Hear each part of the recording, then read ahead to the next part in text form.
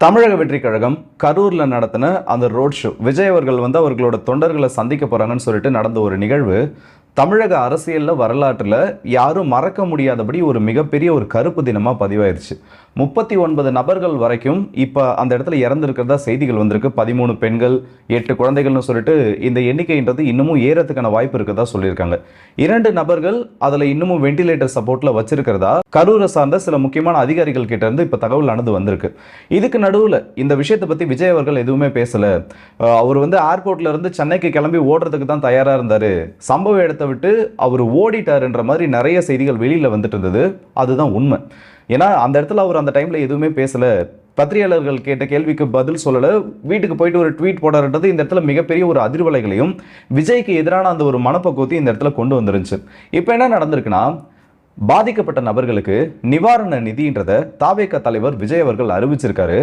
உயிரிழந்த நபர்களுக்கு 20 லட்சம் ரூபாய், ஒரு நபருக்கு 20 லட்சம் ரூபாய், காயமடைஞ்ச நபர்களுக்கு தலா 2 லட்சம் ரூபாய்னு சொல்லிட்டு அவரோட இந்த நிவாரண நிதியில கொடுத்துருக்காங்க. பத்தாததுக்கு இந்தியாவோட பிரதமர் நரேந்திர மோடி அவர்களும் அவரோட நிதியிலிருந்து 2 லட்சம் ரூபாய் வரைக்கும் இந்த இடத்துல கொடுத்துருக்கிறதா ஒரு செய்தியானது வெளியில வந்திருக்கு. ஆனா இதுக்கு நடுவுல ஏகப்பட்ட விஷயங்களை இந்த 2 கட்சி சம்பந்தப்பட்டவங்களும் மாறி மாறி உள்ள பண்ணிட்டு இருக்காங்க. ஒரு பக்கம் என்னன்னு பார்த்தோன்னா, திமுகவுக்கு எதிராக டிபிகே தாவேகாவோட ஒரு கேம்பெயின்றது பெருசா போயிட்டு இருக்கு. இன்னொரு பக்கம் பார்த்தோன்னா, தாவேகாவுக்கு எதிராக திமுகவோட ஒரு பெரிய கேம்பெயின் நடந்து போயிட்டு இருக்கு. இதுல மாறி மாறி எல்லாரும் வந்து என்ன சொல்றாங்கன்னா, பலிகடாவா போலீஸ் அதிகாரிகள் இந்த இடத்துல மாத்திட்டு இருக்காங்க. ஸோ இந்த வீடியோவில் நம்ம இன்னும் சில விஷயங்களை டீட்டெயிலாக பேச போறோம். இன்ட்ரோடக்ஷன்றதே ரொம்ப பெருசா போயிடுச்சு. ஸோ இந்த வீடியோ அப்படியே கண்டினியூஸா பார்த்து முடிச்சிடும். இந்த பிரச்சனைக்கு எல்லாம் ஆரம்ப புள்ளியா இருக்கிறது தாவேகா நிர்வாகிகளோட கொடுக்கப்பட்ட அந்த ஒரு எப்படி சொல்றது அனுமதிக்காக அவங்களால கொடுக்கப்பட்ட ஒரு விண்ணப்பம் தான். அந்த விண்ணப்பத்தை நிறைய பேர் பார்த்துருப்பீங்க, நான் முன்னாடி காமிக்கிறேன். ஆனால் இதுலேயே வந்து சில விஷயங்கள் வந்து கான்ட்ரடிக்ஷனாக இருக்கு. இவங்க சொல்லக்கூடிய செய்திகளுக்கும் அரசு சார்பில் சொல்லக்கூடிய செய்திகளுக்கும் கரூரோட டிஜிபி சொல்லக்கூடிய செய்திகளுக்கும் நிறைய வந்து வித்தியாசங்கள் இருக்கிறத இந்த இடத்துல பார்க்க முடியுது.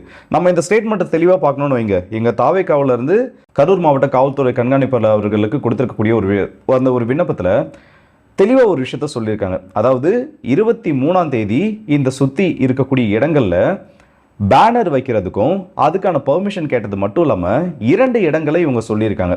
என்னென்னு பார்த்தோன்னா, கரூர் லைட் ஹவுஸ் ரவுண்டானா, அப்படி இல்லைனா உழவர் சந்தை திடல். இதில் வந்து எல்லாருமே வந்து திமுகவை சார்ந்தவங்க ஒரு விஷயத்தை இப்போ சொல்லிட்டு இருக்காங்க. இங்கே பாருங்கடா, நீங்கள் தான் இதை கேட்டது வந்து நீங்கள் தான், தாவேகாவில் இருக்கவங்க கேட்டதுனால தான் இந்த ஒரு இடத்த உங்களுக்கு கொடுத்துருக்காங்க. ஸோ இந்த பிரச்சனைக்கு வந்து நீங்கள் காவல்துறை அதிகாரிகளோ இல்லை அரசையோ வந்து நீங்கள் மொத்தமாக வந்து குற்றம் சாட்ட முடியாது, இது அத்தனைக்கும் முழு காரணம் நீங்கள் தான்ற மாதிரி தாவேகாக்கு எதிரான அந்த ஒரு ஸ்டேட்மெண்ட்ஸை என்னால் பார்க்க முடியுது. ஆனால் இதில் இவங்க பெர்மிஷன் கேட்டிருக்கிறது சரி, டிஜிபி அவர்களும் சரி, இல்லை அரசு துறை சார்ந்த அதிகாரிகளும் சரி, இவங்க பெர்மிஷன் கேட்டதை சொல்லியிருக்காங்களே தவிர பெர்மிஷன் கொடுத்தோன்னு சொல்லியிருக்காங்களே தவிர இவங்க 2 இடங்கள்ல கேட்டிருக்காங்க. நல்ல ஒரு விஷயத்தை கவனிங்க. கரூர் லைட் ஹவுஸ் ரவுண்டானா காந்தி சிலை பக்கத்தில் ஒரு இடத்துல கேட்டிருக்காங்க. அது விஸ்தாரமான இடம், எக்ஸிட் பாயிண்ட்ஸ் நிறைய இருக்கு, பல்வேறு இடங்கள் அது கனெக்ட் பண்ணுதுன்ற மாதிரி அந்த ஒரு இடத்த மென்ஷன் பண்ணியிருக்காங்க. இதுக்கு அடுத்தபடியாக உழவர் சந்தைன்றதை கேட்டிருக்காங்க. ஆனால் உழவர் சந்தைக்கு வரக்கூடிய வழியில தான் இந்த ரவுண்டானானது இருக்கு. அந்த இடத்துல நடத்தாம ஒருவேளை அந்த இடத்துல உங்களுக்கு மீட்டிங்கான அனுமதின்றது மறுக்கப்பட்டுச்சா, இல்லை இவங்க வேணும்னே இந்த இடத்துல இந்த உழவர் சந்தை பக்கத்தில் இப்படி ஒரு மீட்டிங் ஆர்கனைஸ் பண்ணியிருக்காங்களான்றது தெரியல. ஆக்சுவலாக இதில் வந்து நம்ம முழுசாக வந்து தாவேகா மேலே பழியும் தூக்கி போட முடியாது, தாவேகாக்கு சப்போர்ட்டும் பண்ணிட முடியாது. ஏன்னா சில நாட்களுக்கு முன்னாடி அதிமுகவோட பொதுச் செயலாளராக இருக்கக்கூடிய எடப்பாடி பழனிசாமி அவர்கள் இதே இடத்துல ஒரு மீட்டிங் ஆர்கனைஸ் பண்ணியிருக்காங்க. அதில் எந்த விதமான பிரச்சனைகள்ன்றது ஏற்படலை. ஸோ அதிகப்படியான கூட்ட நெரிசல் இந்த இடத்துல இந்த சம்பவத்துக்கு ஒரு முக்கிய காரணமாக இருந்தாலும், இந்த தப்புக்கு முக்கியமான பல பழிகளுக்கு தாவேகா நிர்வாகிகளும் தாவேகாவோட தலைவராக இருக்கக்கூடிய விஜய் அவர்களும் இருக்கிறதுக்கு எல்லாமே இப்போ அவங்களுக்கு எதிராக அந்த இடத்துல இருந்துட்டு இருக்கு. மெயினான ஒரு ரீசன் இந்த இடத்துல நேரமின்மையாக சொல்லப்படுது. நேரமின்மைன்னு சொல்றதை விட சொன்ன நேரத்துக்கு இவங்க வராது. ஆக்சுவலாக கரூர் மாவட்டத்தில் இவங்க கொடுக்கப்பட்ட பெர்மிஷன்றது பிற்பகல் 3 மணிக்கு ஆரம்பிச்சு இரவு 10 மணியோட முடிகிற மாதிரி. ஆனால் சோஷியல் மீடியா ஹேண்டில்ஸில் ட்விட்டர்ஸாக இருக்கட்டும், இன்ஸ்டாகிராம் அக்கௌண்ட்ஸில் இருக்கட்டும், இந்த தாவேகாவோட தலைமை கழகத்திலிருந்து அவங்க வெளியிட்ட அதிகாரப்பூர்வ தகவலில் 12 மணின்ற மாதிரி சொல்லியிருக்காங்க. 12 மணின்றது 3 மணிக்கு முன்னாடி ஆல்மோஸ்ட் ஒரு 3 மணி நேரத்தில் உச்சி வெயிலில் கொண்டு வந்து அந்த இடத்துல நிறுத்துற மாதிரி. நல்லா ஒரு விஷயத்தை புரிஞ்சுக்கணும். தாவேகான்றது இப்போதான் ஆரம்பிச்சிருக்க ஒரு கட்சி. இந்த ஆரம்பிச்சிருக்கப்பட்ட இப்படிப்பட்ட ஒரு கட்சிக்கு பெருசாக வந்து ஒரு பெரிய இந்த எப்படி சொல்றது இந்த இந்த கிளை அமைப்புகளோ இல்லை அவங்களுக்கான ஒரு ப்ராப்பரான ஸ்ட்ரக்சரல் சிஸ்டமோ இருக்காது. அது மட்டும் இல்லாமல் மற்ற கட்சிகள்லாம் நம்ம பார்த்தோன்னு வைங்க, அவங்களுக்கு வந்து எக்ஸ்பீரியன்ஸ் ஆனது அதிகம். திமுகவாக இருக்கட்டும் இல்லை அதிமுகவாக இருக்கட்டும், பல்வேறு காலமாக அரசியலில் இருக்கவங்க அவங்களுக்கான எக்ஸ்பீரியன்ஸ்ன்றது அதிகம். இந்த தாவேக்கான்றது புதுசாக உருவாகி இருக்கக்கூடிய கட்சி. அது மட்டும் இல்லாமல் புதிய நபர்கள் மூலயமா உருவாகி இருக்கக்கூடிய கட்சி. இவங்களுக்கான எக்ஸ்பீரியன்ஸ்ன்றது ரொம்ப கம்மி. யங்ஸ்டர்ஸை பற்றி நீங்கள் பேசலாம், ஆனால் அந்த யங்ஸ்டர்ஸுக்கு பொலிட்டிக்கல் நாலேஜ்ன்றது பெருசாக இருக்காது. பொலிட்டிக்கல் நாலேஜ் இருந்தாலும் ஒரு ஈவெண்ட்டை எப்படி நடத்தணும், இவ்வளோ க்ரௌட் வந்தால் எப்படி மேனேஜ் பண்ணுன்ற அந்த ப்ராப்பரான ஒரு அனுபவம் அவங்களுக்கு இருக்காது. அப்படி இருக்கப்போ சொல்லப்பட்ட அளவு நேரத்துக்கு முன்னாடி ஒரு 3 மணி நேரத்துக்கு முன்னாடி அந்த இடத்துல மக்களை வெயிட் பண்ண வச்சுனா அவங்க எக்ஸாஸ்ட் ஆகிடுவாங்க, அந்த இடத்துல ட்ரெயின் ஆகிடுவாங்க. அதுவும் குறிப்பிட்ட ஒரு இடத்துல வந்து அதிகப்படியான மக்களை கம்மியான டைமில் கொண்டு வந்து நீங்கள் ஒன்றா நிறுத்தி வைக்கிறீங்க, அவங்களுக்கான எக்ஸிட் பாயிண்ட்ஸ் எதுவும் இல்லைன்னா இந்த மாதிரி அசம்பாவிதங்கள் கண்டிப்பாக அந்த இடத்துல நடந்தே தீரும். இதுக்கு முழு பொறுப்பு தாவேக்காவோட தான். இவங்க இந்த இடத்துல நேரத்தை கடத்தாமல் இருந்திருந்தாங்க, இல்லை இந்த இடத்துக்கு சொன்ன டைமுக்கு முன்னாடியே வந்திருந்தாங்க, இல்லை ப்ராப்பராக அது சம்மந்தப்பட்ட அனௌன்ஸ்மெண்ட் கொடுத்துருந்தாங்கன்னா இந்த இடத்துல இந்த அசம்பாவிதத்தை தவிர்த்திருக்கலாம். இது தாவேக்கா சைடு இருக்கக்கூடியது. இரண்டாவது இருக்கக்கூடியது காவல்துறை அதிகாரிகள் சம்மந்தப்பட்ட பிரச்சனை தான். பெங்களூரில் ஒரு ஸ்டாம்பேட் நடந்துச்சு, ஆர்சிபி வந்து கப்பை வின் பண்ணாங்க. அப்போ முதல்ல அந்த இடத்துல பலிகடானதும் காவல்துறை அதிகாரிகள் தான். இப்போ வந்து ரெண்டு சைடும் ஆளுங்கட்சிக்காரனும் குறை சொல்கிறான், இந்த மாதிரி இந்த ஈவெண்ட் ஆர்கனைஸ் பண்ணணும் இதை தான் சொல்கிறான். இப்படி எல்லாத்தையும் இந்த மாதிரி ஒரு சைடு மாற்றி இது பண்ணிட்டு இருக்கப்போ இந்த இடத்துல முதல்ல பலிகடா ஆகிறது அவங்க தான். அவங்க செக்யூரிட்டிக்கு கொடுத்ததா விஜய் அவர்களுமே அந்த ஒரு மீட்டிங்கில் சொல்லியிருப்பாரு, நான் அந்த மாதிரி வரத்துக்கு தாமதமாக இருந்தாலும் அது வரைக்கும் செக்யூரிட்டி கொடுத்து காவல்துறைக்கு ரொம்ப நன்றின்ற மாதிரி அவரோட ஒரு ஸ்டேட்மெண்ட் அந்த இடத்துல ஆரம்பிச்சிருந்திருப்பாரு. ஆனால் இதுக்கப்புறம் வந்து விஷயங்கள் சீரியஸாக ஆரம்பிச்சிருக்கு. முதல்ல வந்த ஃபுட்டேஜ் எல்லாம் என்ன காமிச்சதுன்னா, தாவேக்கா தலைவர் விஜய் அவர்கள் வந்து அங்கே கொஞ்சம் நேரம் பேசினதுக்கு அப்புறம் தான் இந்த பிரச்சனைகள் ஆரம்பிச்சதுன்ற மாதிரி. ஆனால் ஒரு வரப்பவே அந்த இடத்துல ஏதோ ஒரு ப்ராப்ளம் ஆனது இருந்திருக்கு.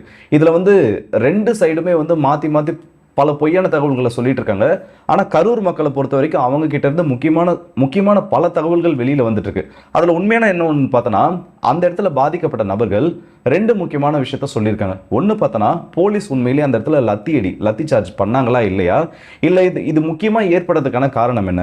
முதல்ல இருக்கக்கூடிய ஒரு வீடியோ, ஒரு வீட்டோட வந்து கூரை சரிஞ்சு விழுந்தது. அது சரிஞ்சு விழுந்தப்போ அதுலேருந்து தப்பிக்கிறதுக்கு எல்லாம் ட்ரை பண்ணப்போ அதன் மூலயமா ஏற்பட்ட தள்ளுமுள்ளு, அதனால இந்த ஒரு ஸ்டாம்பேட் கிரியேட் ஆனதா சில நபர்கள் இந்த இடத்துல பேசியிருக்காங்க. அதுக்கு ஏற்ற மாதிரி ஒரு வீட்டோட கூரை வந்து அந்த ஒரு வீடு டேமேஜ் ஆன மாதிரி வீடியோஸ் எல்லாமே இந்த இடத்துல இருக்கு. இரண்டாவது இருக்கக்கூடியது கரண்ட்டை கட் பண்ணதா சொன்ன ஒரு விஷயம். திமுக வந்து விஜய் அவர்கள் பேசினப்போ கரண்ட்டை கட் பண்ணிட்டாங்க. இவங்க இந்த கரண்ட்டை கட் பண்ணதுனால தான் இவ்வளோ பெரிய ஒரு கிரௌட் வந்து முன்னோக்கி போக ஆரம்பிச்சாங்க. அவர் பேசினது கேட்கல, ஸ்பீக்கர்ஸோட அந்த சவுண்ட் இல்லாமல் எலக்ட்ரிசிட்டி கட் பண்ணப்பட்டதுனால அவரோட பேச்சை கேட்கறதுக்காக மக்கள் கூட்டம் முன்னோக்கி போனப்போ இந்த மாதிரி ஒரு அசம்பாவிதம் நடந்ததா சொல்லியிருக்காங்க. ஆனால் சில இடங்கள்ல அந்த வீடியோஸ் எல்லாம் பார்க்க முடியுது. அந்த வீடியோஸ் எல்லாம் பார்க்குறப்போ காவல்துறை அதிகாரிகள் ஆம்புலன்ஸ் வர்றதுக்கு அந்த இடத்துல ஒரு தேவை இல்லை. மக்கள் வந்து ஒருத்தவங்க தள்ளிட்டு இருக்காங்க. அந்த கூட்டத்தை கலைக்கணும்னு அவங்க ஒரு சில முயற்சிகள் எடுக்கிறப்போ சில நபர்களை லத்தியால் அடிச்சதை பார்க்க முடியுது.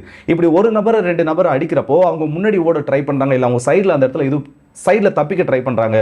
இந்த அடியிலேருந்து நம்ம எப்படியாவது தப்பிச்சு போகணும்னு ட்ரை பண்ணுறப்போ அந்த இடத்துலையும் இந்த கூட்ட நெரிசலானது ஏற்பட்டிருக்கு. ஆனால் இது எந்த பாயிண்ட்ல ஆரம்பிச்சதுன்றது இப்போ வரைக்கும் தெளிவாக தெரியல.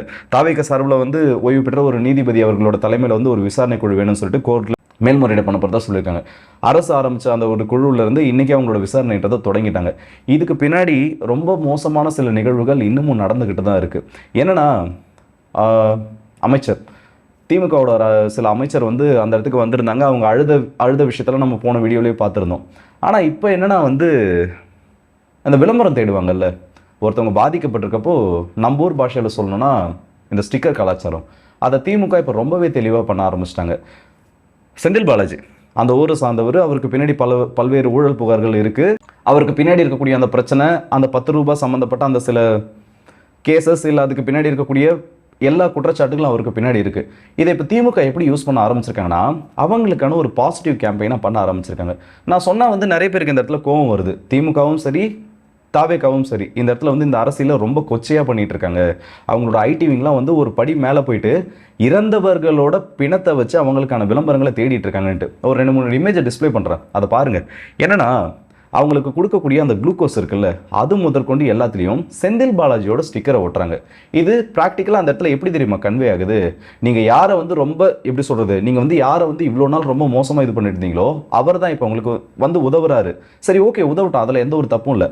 ஆனால் இப்படிப்பட்ட ஒரு இக்கட்டான சூழ்நிலையில் உங்களோட ஸ்டிக்கரை ஒட்டி தான் நீங்கள் அந்த இடத்துல வந்து அதை ப்ரூவ் பண்ணணும்னா, இதை விட ஒரு மோசமான அரசியல், இதை விட ஒரு கீழ்த்தரமான அரசியலை யாருனாலையும் பண்ண முடியாது. அது மட்டும் இல்லை, திமுகவை சார்ந்த பல நபர்கள் அவங்களோட ஐடிவிங்னு சொல்ல முடியாது, ஒட்டுமொத்த சினிமா துறையும் இவங்களோட கண்ட்ரோலில் இருக்குது.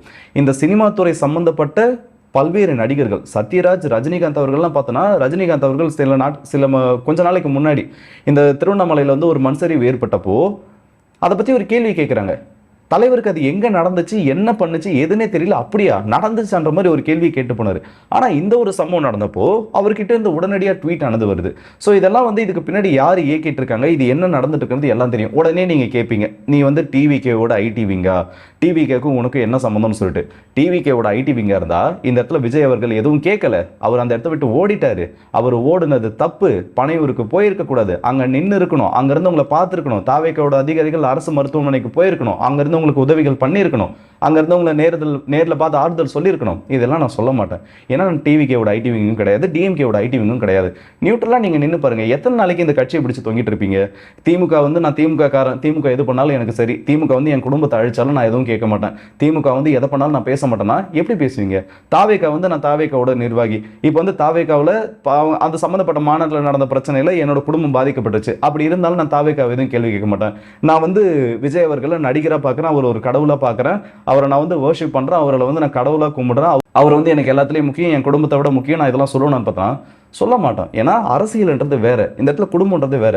39 நபர்கள் இறந்துருக்காங்கன்னா அத்தனை பேரோட குடும்பம் அதில் இருக்கு. ஒரே குடும்பத்தை சார்ந்த 3 நபர்கள் இறந்துருக்காங்க. இதுக்கெல்லாம் வந்து யாருமே வந்து இப்போ எப்படி சொல்றது, ஈஸியாக இவங்களால பிளேம் கேம் ஆடிட முடியும். அதாவது என் மேலே தப்பு இல்லை, நீ தான் தப்பு பண்ண, நீ தான் தப்பு பண்ண, நீ தான் தப்பு பண்ணு.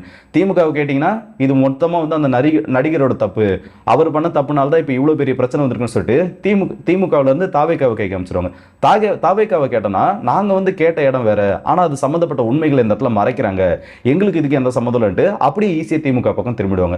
நடுவில் அதிமுக வந்து ஏன் ஆட்சியில் இந்த மாதிரி பிரச்சனை நடக்கல, ஏன் ஆட்சியில் இதெல்லாம் நல்லா இருந்துன்னு சொல்லிட்டு அவங்க ஒரு பக்கம் அரசியலை பண்ணிட்டு இருப்பாங்க. ஸோ அரசியலை பொறுத்த வரைக்கும் இவங்க எல்லாரும் அவங்களுக்கான ஆதாயத்தை தான் தேடுவாங்க. ஆனால் இருக்கிறதுலேயே மோசமான சில விஷயத்தை திமுகவோட மீடியாஸ் இந்த இடத்துல பண்ணிட்டு இருக்காங்க. திமுகவோட ஐடி விங்க எவ்வளோ பெருசு, இல்லை அவங்களால என்னென்ன விஷயங்கள் இந்த இடத்துல பண்ண முடியுன்றதை தெளிவாக ஒவ்வொரு நிகழ்வுகள் நடக்கிறப்பவும் நம்ம பார்த்துட்டு இருக்கோம். ஒவ்வொரு நிகழ்வுகள் நடக்கிறப்பவும் திமுகவோட ஐடி விங் குறிப்பாக சொல்லணும்னா ஒரு 20-30 ஐடிஸ் இருக்கு. அந்த 20-30 ஐடிஸில் அவ்வளோ திமுகவோட ஃபாலோவர்ஸ். அவங்க வந்து என்ன பேசுறாங்களோ அவங்க நினைச்சா என்ன வேணா ட்ரெண்ட் பண்ணலாம். அதாவது இப்படி ஒரு விஷயம் நடந்ததுன்றதை நடக்கலன்றதையும் மாற்ற முடியும், இப்படி நடக்காத ஒரு விஷயத்த நடந்ததை சொல்லியும் மாற்ற முடியும். உதாரணத்துக்கு சொல்லணும்னா பத்மபூஷன் அஜித்குமார் அவர்களோட அந்த ஒரு புகைப்படத்தை வச்சிருக்கக்கூடிய ஐடியை வச்சு இந்த இடத்துல விஜய்க்கு எதிரான சில கருத்துக்களை பரப்புறது, இங்க பாருங்க இப்படியெல்லாம் எங்க தலை பண்ணல அப்படின்னு சொல்லிட்டு திமுக காரங்க சில விஷயங்களை பண்ணிட்டு இருக்காங்க. அது என்ன ஐடி என்ன விஷயம் எதையும் பார்க்கறது கிடையாது. மேல அந்த ஸ்கிரீன்ஷாட் மட்டும் எடுத்து ஒரு ஐடியில திமுக ஐடி விங்க சார்ந்த ஒரு ஐடியில் அந்த ஒரு விஷயம் ஷேர் பண்ணப்படுச்சுன்னா அது குறைஞ்சபட்சம் ஒரு 50,000-60,000 பார்வைகளை வெறும் 1 மணி நேரத்தில் பெறுது. இப்போ இது பெறுறப்போ அந்த ஒரு எப்படி சொல்றது, அந்த ஒரு சிச்சுவேஷனே ரொம்ப டாக்ஸிக்காக மாற்றிடும். இப்படி தான் இருக்கா, இப்படி தான் அரசியல் நடந்துட்டு இருக்கு, செத்தவன் குடும்பம் அங்கே அழுதுட்டு இருக்கு, அவ்வளோ பெரிய ஒரு பிரச்சனை போயிட்டு இருக்கு. ஆனால் இவங்களுக்குள்ள நடக்கக்கூடிய அந்த பாலிடிக்ஸை அவ்வளோ தெளிவாக ரன் பண்ணிட்டு இருக்காங்க. மெயினாக அந்த சன் நியூஸை பற்றி நான் பேசியே ஆகணும். ஏன்னா நிறைய பேர்கிட்ட வந்து நிறைய இன்டர்வியூஸ் எடுக்கிறாங்க, நிறைய பேர் வந்து நேரில் போய் சந்திச்சு பேசுறாங்க, எல்லாமே ஓகே தான்.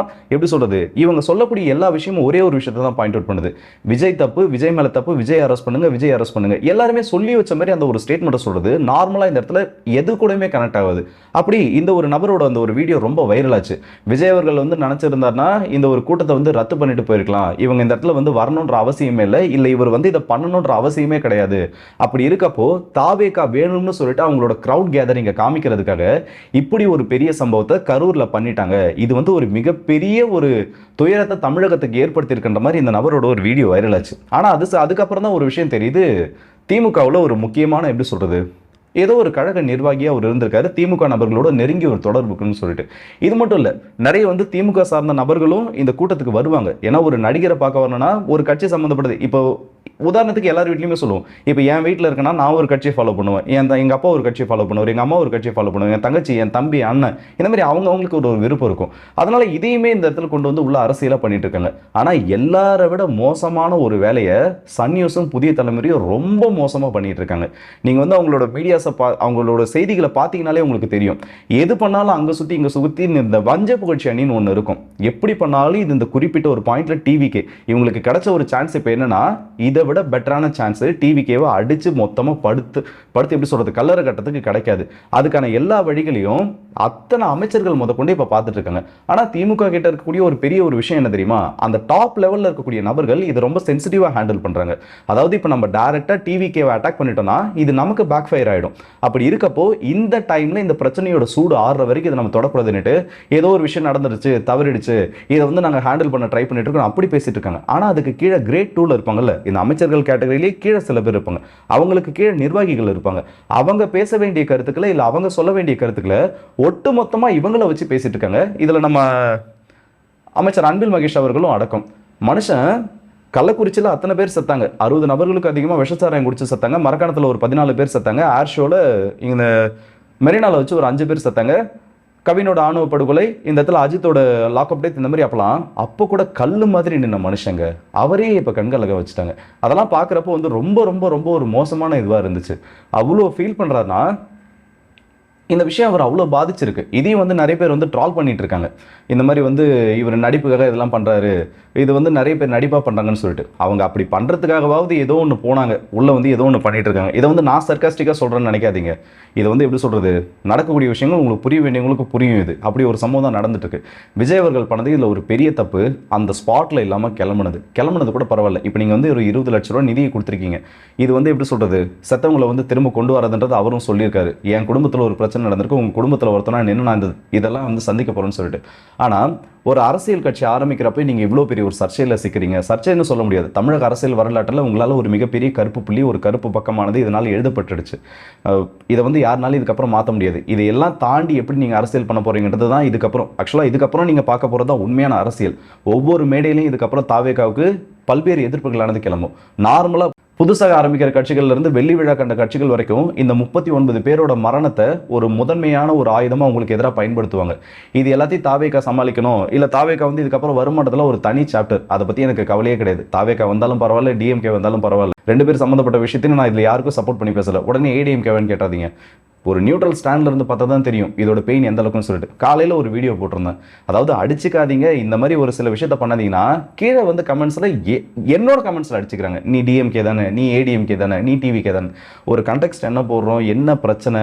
ஆக்சுவலாக ஒரு ஒரு கூட்டம் ஒன்று இருக்குது, நியூட்ரலாக பேசுகிறவங்கள கூட ஏதாச்சும் ஒரு முத்திரை குத்தி ஏதாச்சும் ஒரு பக்கத்தில் தள்ளிவிட்டு பேசுகிறவங்களையும் பேச விடாமல் பண்ணுறதுக்குனே ஒரு கூட்டம் இருக்குது. ஆனால் நம்ம அதை பண்ண போகிறது கிடையாது. நம்ம இதை பற்றி பேசி ஆகணும். ஏன்னா இந்த மாதிரி ஒரு சம்பவம் நடக்குதுன்னா இதை பற்றி பேசாமல் விட்டோன்னு வைங்க, அப்புறம் நம்ம பேசுறதுக்கான ஒரு அர்த்தமும் இல்லை, ஒரு அவசியமும் கிடையாது. அது மட்டும் இல்லாமல் இப்போ ரீசெண்டாக நியூஸ் டேலாம் வந்து நிறைய ஆர்டிகல்ஸ் எடுத்து வெளியில் போட்டுட்ருக்காங்க. இந்த கரூரில் வந்து தாவேக்காக வந்து வரக்கூடிய நபர்களை டைவர்ட் பண்ணுறதுக்காக டைவர்ட்னு சொல்லக்கூடிய அதை டேக் டைவர்ஷன்றக்கூடிய ஒரு திட்டத்தை திமுக செந்தில் பாலாஜியோட ஆதரவாளர்கள் இந்த இடத்துல கொண்டு வந்ததாகவும் சொல்லியிருக்காங்க. ஸோ அதெல்லாம் வந்து நிறைய வந்து கான்ட்ரோவர்சி இந்த இடத்துல கிரியேட் பண்ணியிருக்கு. எது எப்படியோ நீங்கள் மாறி மாறி ஆடக்கூடிய பிளேம் கேமில் இந்த இடத்துல அப்பாவி ஜனங்கள் பாதிக்கப்பட்டிருக்காங்க. அதுக்கான பதில் என்ன, இல்லை அதுக்கான விடை என்னன்றது போக போக தான் நமக்கு தெரியும். ஸோ இந்த வீடியோட கடைசியில் நான் திரும்ப ஒரு விஷயத்த சொல்கிறேன். நீங்கள் வந்து ஹீரோ வர்ஷிப் பண்ணுங்கள், இல்லை ஒரு பொலிட்டிக்கல் பார்ட்டியை வந்து உங்களோட குடும்பத்தை விட முக்கியமான நேசிக்கூடிய நபராக வேணால் இருந்துட்டு போங்க. ஆனால் அது மற்றவங்களுக்கு எந்த விதத்துலையும் பாதிப்பை ஏற்படுத்தக்கூடாது. இன்றைக்கி 20 லட்ச ரூபாய், அவங்க ஒரு 10 லட்சம் 30 லட்சம், ஓவராலாக வந்து ஒரு 35 லட்சம் ஒரு உயிருக்கு வந்து நீங்கள் நிதியாக கொடுக்குறீங்கன்னு வைங்க, அது வந்து அந்த உயிருக்கு விலையை செட் பண்ணுற மாதிரி தான் இருக்குது. இதில் வந்து யாரையுமே வந்து நம்மளால் டேரெக்டாக நீங்கள் தான் உங்கள் மேலே தான் தப்பு, உங்கள் மேலே நீங்கள் தான் தப்பு பண்ணியிருக்கீங்கன்னு சொல்லிட்டு யாரையுமே எதுவுமே சொல்ல முடியல. ஏகப்பட்ட பிரச்சனைகள் அந்த இடத்துல இருந்திருக்கு. ஆனால் ஒட்டு மொத்தமாக கொண்டு வந்து பழியை ஒருத்தர் தலை மேலே போடுறது, அது பாதிக்கப்பட்டவங்க மேலே போட்டாலும் சரி, இல்லை ஆளுங்கட்சி மேலே போட்டாலும் சரி, மெயினாக காவல்துறை அதிகாரிகள் மேலே, இந்த மாதிரி எல்லா சைட்லையும் தப்பு வச்சுட்டு குறிப்பிட்ட ஒருத்தரை மட்டும் நம்மளால் இதை பாயிண்ட் அவுட் பண்ணி சொல்ல முடியாது. ஸோ இந்த வீடியோ பற்றி உங்களோட கருத்துக்களை கமெண்ட் செக்ஷனில் சொல்லுங்கள். அடுத்த வீடியோ சந்திப்போம். அதுவரை இந்த விடுபடுறது உங்கள் எல்லாருக்கும்